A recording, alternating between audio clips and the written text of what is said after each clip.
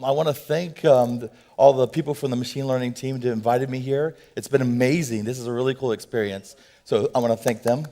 And it's been spectacular. And actually, it's been like, I felt like I won a lottery. They picked my talk. I'm like, wow, cool. And then I want to thank everybody else for being here and putting up with me, okay? And especially those software folks out there. I'm kind of curious. As you mentioned, I'm doing more on hardware. Are there any hardware folks out there aside from myself? Okay, so cool. So I'm not totally outnumbered and stuff. So, and there's a bright light over there. Let me also get a survey. Aside from hearing the word machine learning and artificial intelligence, whose first experience with machine learning is happening at this conference? Don't be shy, because this will help me frame my conversation. Because if I go I could go faster if it's only a few. Okay, I see some hand waving. Okay, that's good. Okay. My name is Manuel, and I'm here in Portland, and I've been spending about 15 years designing microprocessors, so I was totally geeking out on the hardware, right? After I got bored, and I did more to the system level, and had the fortunate experience to be involved at a startup company right here in Portland, and we were actually designing 2D to 3D video conversion. And to do that real time in 1/60th of a second, we couldn't use GPUs, we couldn't do that stuff, so we actually did machine learning, artificial intelligence at the hardware level. And I said, well, if this startup doesn't work out, this artificial intelligence stuff is pretty cool. So I've been obsessed ever since then. And so drawing on my experiences, I've been just pursuing it as crazy. So let me see, right there. Okay, so what we're talking about is to kind of give you a historical perspective on the neural networks and where they came from and origins on that front. And we'll go over some of the training. I know there's some overlap in some of the other talks, which is really good because repetition's good, right, to learning. And but the main focus is focused on the systematic barriers. For those that are already familiar, they know that training can take a long time. And sometimes it's really continuous because you train it for a year or two, but you're still going to continue to train it as you get more data. So that's the focus here. And then we're going to talk about approaches to mitigating some of that stuff and even some forward-looking stuff. And then we'll come up with a summary and conclusion. Hopefully my times are good. So the origins of artificial intelligence really started way back in 1943 when Warren Kollick and Walter Pitts were doing some research to understand how the brain works. Okay, but the key contribution that they made is that they came up with a mathematical model that is the origin of most of the AI stuff we do today. Let me see. Okay, some of the applications you guys have already heard from other speakers, but I just kind of put a few of them up there that maybe they weren't covered. Obviously, from the financial perspective, they use it a lot already. One project that I was involved in here locally as part of a study group, we were predicting negative comments on forum posts, and that was really cool. I always thought natural language processing was the boring part of machine learning because I actually was doing video. But that turned out to be really cool. So check out natural language processing. There's all kinds of applications in that space. Speech recognition. We all use our cell phones to do the voice to text. That is just simply cool, isn't it? And then image analysis for face recognition, categorization, they've already talked about. But what I thought was really cool on some of the stuff I studied was they use machine learning to analyze cucumbers and sort them out because there's different grades of produce. So AI makes that happen. So the origins, as they were doing the research in the brain, so this is basically what a neuron looks like from a biological perspective. And so what they did, the mathematical model that they came up with, you've kind of had some talks about it, alluded to it, but simply what we have here is the inputs coming in, and there's any number of inputs, they simply get multiplied by some weight factor. And those are the key things. We'll talk much more about that later. They get summed in, and they get fed into an activation function. And what they do is much like our own neurons, when they fire, they get all these inputs and they try to make a decision and say yes or no. And that's really all they're saying. And so that's why you see some of the functions they use for activation functions are basically like that. So the thing is, on the activation function, they talked about it a little earlier. The key thing I want to add to what the other speakers have already said, the choice of your activation function, the key attribute of it is that you can take the derivative of it. So the step function up at the top and the unit functions up at the top are pretty simple, but you can't take the derivative of something that goes straight up, right? Does anybody know the derivative of the step function like that? Exactly. So what we tend to do is go with functions that you could take that derivative, and those are some of the ones they use along with the others. I just figured I'd show a sample there. Again, showing that it feeds into the after the summing. So what we do is once they figured out this perceptron, they realized there were some limits to it. They started adding more. And so here's a simple layout of a neural network structure. You've seen some of the diagrams before. But the key thing is I want to show you, every time you see one of these circles, there's this mathematical function going in there. So the math itself, doing a neural network, is pretty simple. The most complicated part is the activation function from an implementation perspective. So really anybody can do this. So I encourage everybody to embrace it and not be afraid of it, by the way. So let's talk about the training now. The goal is we want to find the optimal values for all the weights for a targeted objective. And that's the key thing is a lot of people are afraid, I'm going to throw that out there, afraid of AI because, we could do all this crazy stuff. We could dream what it could do. But like any technology, we could use it for good or bad. Hopefully we're making the better choices, for good, that is. And there were some good choices that I heard earlier speakers make. So some of the training methods we alluded to, and in this particular aspect, my efforts are focused on, is doing the linear regression analysis method, particularly gradient descent. In my work experience, we actually used a genetic algorithm. Has anybody heard of the genetic algorithm? Are you guys, who's using it? Well, I was going to say good, but we need to talk afterwards. So, no, there's other algorithms that we should use, and again, I focus on the backpropagation algorithm that was referenced earlier, and that's really the heart of my presentation. But I want to give some more jargon to people to kind of understand, as those that are new to machine learning. A couple of the talks talked about training data sets and test data sets, but there's actually a third one, and it really depends on your application. Because what you don't want to do is you don't want to spend a lot of time training on something and then realize, like some of the techniques, they just train over certain periods of time or iterations, and then you need to know when you're done. You might be done earlier, especially when a lot of time is involved. So there's a technique where you could actually train and do a sample. Are we there yet? Are we there yet kind of thing? Does it make sense? And you definitely want to do it for very large data sets. So throw some math out there. Hopefully it doesn't traumatize people with some of the differential equations there. But the goal is we got to figure out how to change it. And so this is what it looks like. The mean squared errors talked about a little bit before. But the key thing is I'm looking at it from a hardware perspective. So I have to implement those equations. And I don't know if anybody knows any hardware people. We're lazy.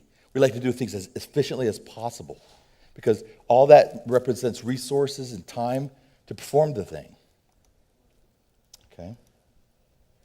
So as mentioned before, I want to emphasize that it's the data sets. We're dealing with large data sets in general, but they're actually exploding even more.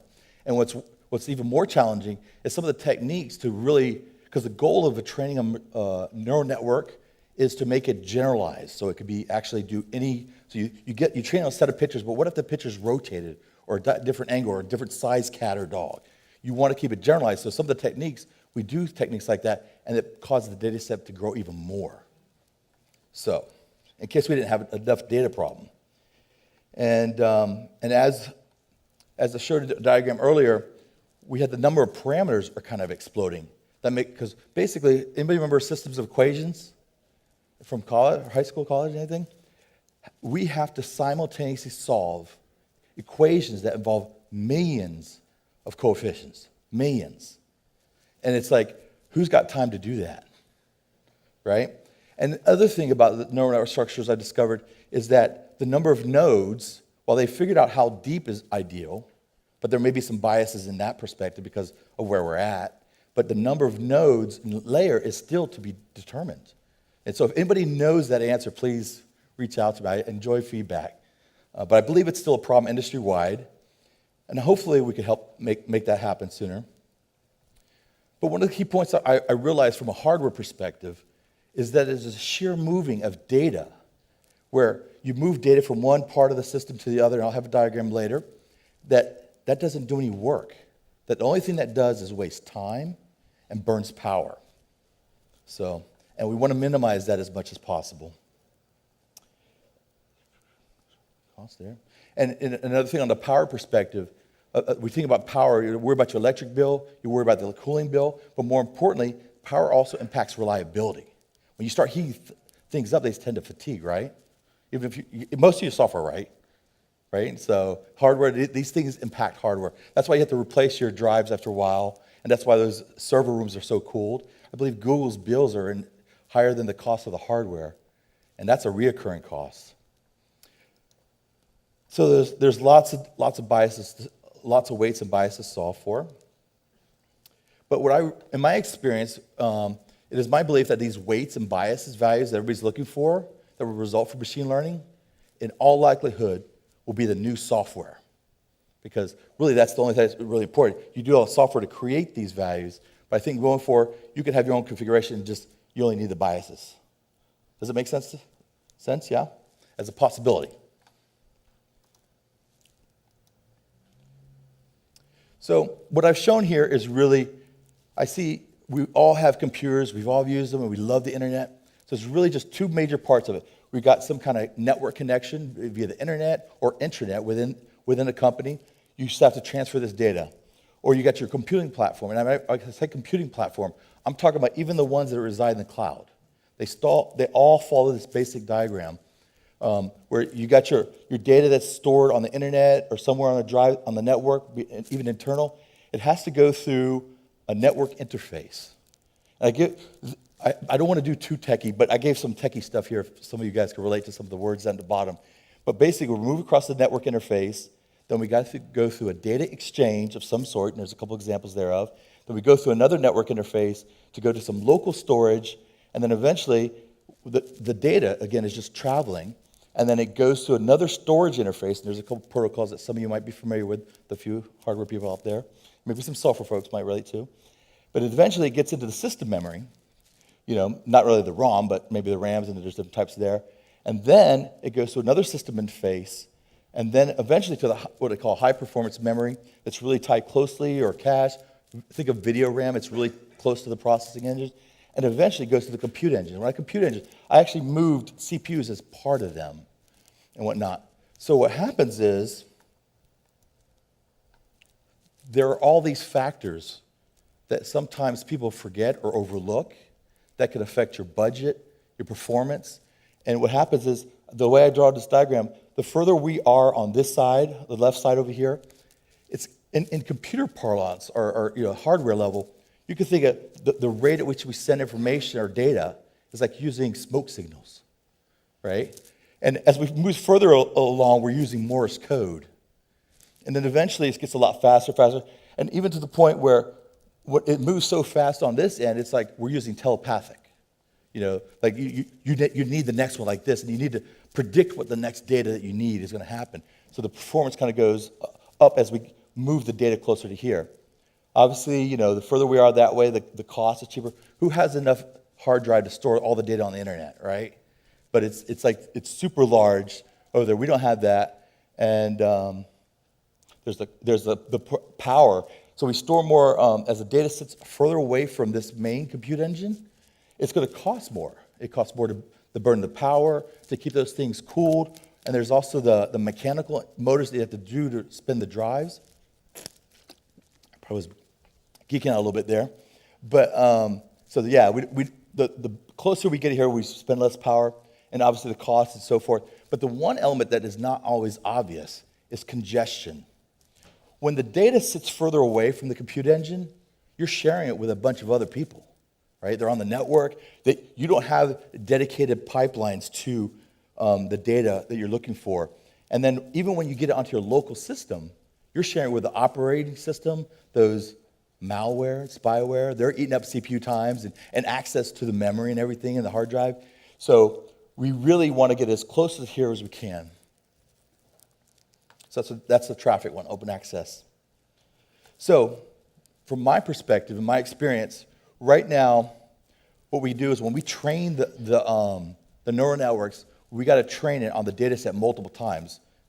Is everybody familiar with that concept that you have to look at the data multiple times before you could find the optimal parameters? Well, the best that we can currently do is to put the data set inside a system memory. But who has terabytes of memory because your data set might be that big. So typically, what you have to do, and more typical, is put it in your local storage maybe, but then when you move the data further away from that compute engine, your performance is going to drop fast. Does it look good so far? My goal is not to scare you guys away from hardware, so hopefully I didn't scare you. But this is probably what best we can do right now.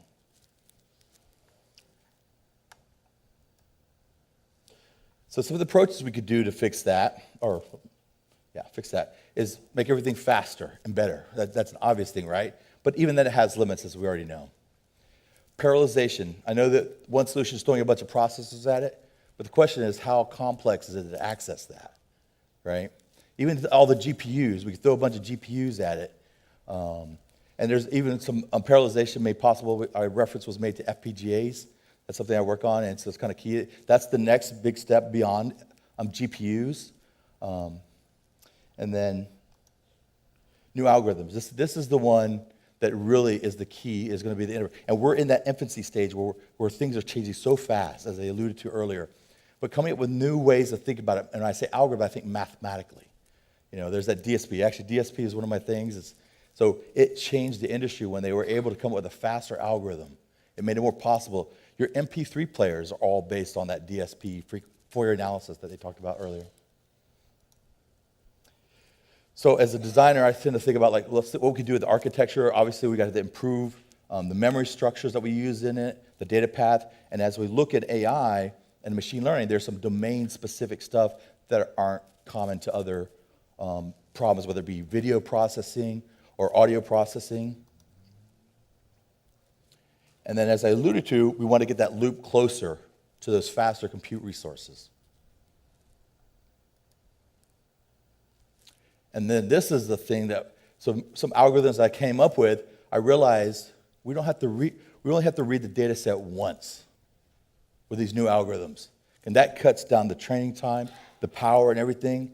But it excludes, for those that are new, normalization before you can feed especially depending on what activation function you choose, you have to do a process of normalization to kind of get a sense of where your data set population's at, and then you have to determine the average and standard deviation.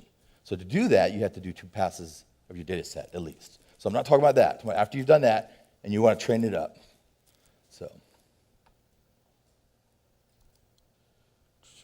So one of the things that in mathematics, we look for patterns, and we see things changing. But the first thing came out was the CPU. It was targeted for generalized computing, okay? And then eventually, some people may not know about it, but there's a thing called a floating point unit, which came as a separate chip, and they eventually pulled it into the chip. So that's kind of got absorbed. And then we talked about some DSP stuff that does the analysis. GPUs, when I thought about GPUs, I was like, it's really about lots of data coming in and lots of data coming out because it's doing video processing.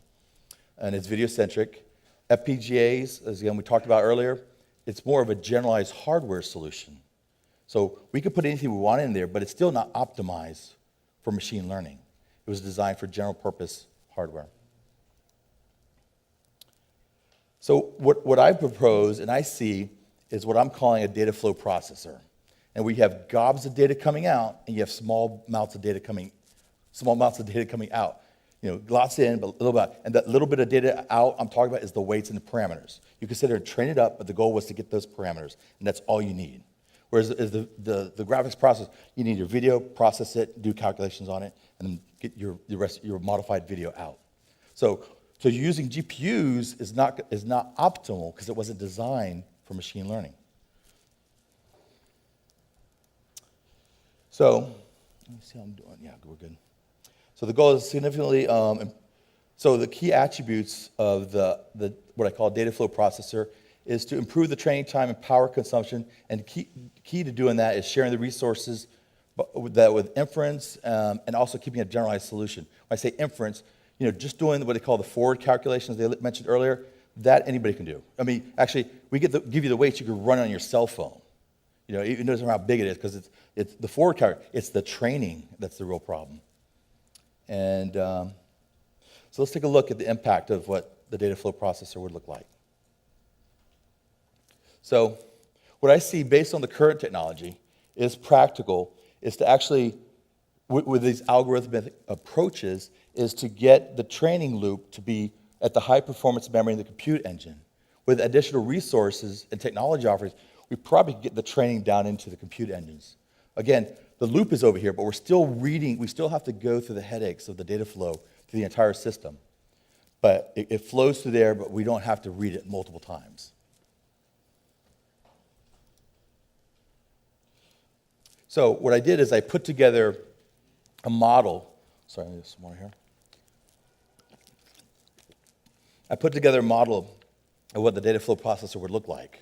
And I want to be able to compare it. It's like, hey, am I wasting my time? Because that's the real question I want to know. Am I wasting my time? And so I want to figure out what we can compare against. Unfortunately, there's nothing to compare it against. But there is a group that's, I don't know if anybody heard of the ML4ALL group by any chance? No? Yeah, well, there's the website. So I want to make sure. That's a new group, a consortium, where they're basically coming up with a standardized matrix to measure the performance of any machine learning system. And everybody's going to agree to the plans on that. But I think most of you that have been in machine learning are very familiar, and there was a reference to it earlier, is LeCun's handwriting data set, where they want to do just the digits, the 10 digits, 0 through 9. And so he wrote a really cool paper, and it included hardware details. So I was like, that's cool, man. So he was like telling me what hardware it was, what frequency it was, and so I could get a reference point there. So I'm going to use that. I was using that as the benchmark. And so the key thing is they had this, I got this notation, I think they were even talking about earlier. Basically, the images coming in were 28 by 28 pixel images. Okay, so what they then feed into is the first layer, which has 500 nodes. So I'm giving you, this is what people are doing. Actually, it's a while ago, 1998. Let's see if we got more compact. But I'll just keep this simple example in mind. So we got 500 nodes coming in, and each of those 500 nodes are getting the 784 values into each of them. So what that results in, this training of this neural network right here, we got 588 million weights along with 660 bias values. That we have to, those are the knobs we talked about turning, those system of equations. And while the calculations are pretty simple, it's just controlling the knobs is kind of challenging. And so what he did is he did only 20 iterations of a data set that was had 60,000 samples in it. The training back then took 2 to 3 days on this, I'm not familiar with that particular system, but it was running at 200 megahertz, and so that was roughly basically 2 to 4 hours, roughly 2 to 3 hours per iteration of the training. So who wants to waste that time? Nope. Okay. So what I did, so I've been trying to compare more modern technology, so I had to make some assumptions. And I said, okay, well, I can't compare it back to that time. So having been involved in microprocessors, I said, well, a modern microprocessor is going to be run about 2.2 gigahertz. I figured I was, some lower, some more, instead of the 200 gigahertz.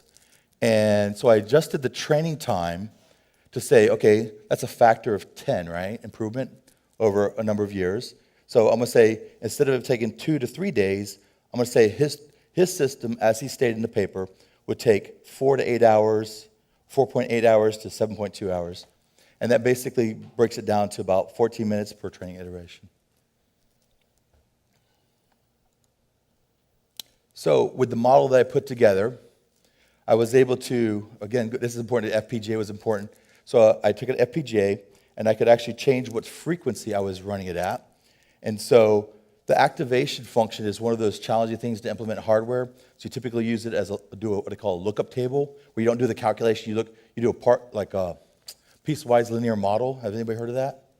Or is that a piecewise? Where you basically, it's like the Taylor series, so where you got coefficients and you weight. So I wanted to look up 2 values, the coefficients and the offset, and we could calculate it. So I assumed that it might, at best case scenario, take 1 clock cycle, and worst case, take 3 clock cycles, which was to do the read, the multiply, and the add. But usually the multiply and adds can be done in 1 clock cycle in hardware. So I look at the times, they seem pretty reasonable. I mean, we're talking about, and we're not dealing with minutes, we're dealing with seconds. And even if my calculations are off, it's pretty sweet. just by a smidgen. It's still like a order of 4 orders or 3 orders of magnitude improvement there. So the conclusion and summary is that what I did is I went on this vision path to kind of looked at where we could make things better. And I couldn't look at it just from a hardware perspective, not just a software perspective, a firmware perspective. I had to put my mind in all these different domains. And it was only that because part of the solution was here, part of the solution was there. And so we kind of brought it all together. And this is a new approach to training neural networks. But the key takeaways, independent of the technologies that I've worked on, is that looping over the data set once would be really ideal. And moving the repetitive elements of the training algorithm, no matter what algorithm it is, right now backpropagation is the main one we work with, but it could be new ones coming up, but keeping it as close as possible to the engines that are going to do the real work, because actually that's where the real work is done. Moving the data around, that's just burning power. But the calculations is where we're transforming something. We're doing actual work. And so that's all I have. Thank you for your time.